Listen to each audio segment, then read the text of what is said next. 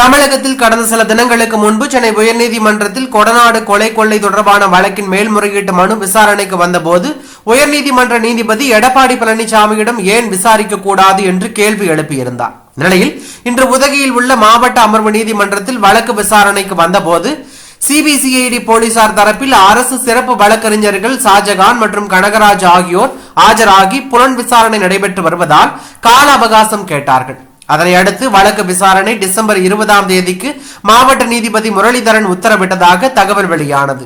பின்னர் அரசு தரப்பு வழக்கறிஞர் ஷாஜகான் செய்தியாளர்களிடம் பேசும்போது எடப்பாடி பழனிசாமியிடம் விசாரிக்க வேண்டும் என குற்றம் சாட்டப்பட்டவர்கள் தரப்பில் சென்னை உயர்நீதிமன்றத்தில் மனு தாக்கல் செய்யப்பட்டது.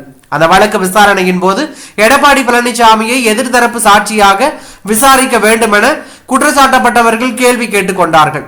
ஆனால் தற்போது வழக்கு புலன் விசாரணை கட்டத்தில் இருப்பதால் யார் யாரை விசாரிக்க வேண்டும் என்பதை விசாரணை அதிகாரிகள் தான் முடிவு செய்வார்கள். ஆனால் தற்போது சிபிசிஐடி போலீசார் புலன் விசாரணை தொடர்ந்து நடைபெற்று வருவதால் வழக்கில் தொடர்புடையவர்கள் தகவல் மற்றும் ஆதாரங்களை வைத்து விசாரணை நடத்தப்படுகிறது.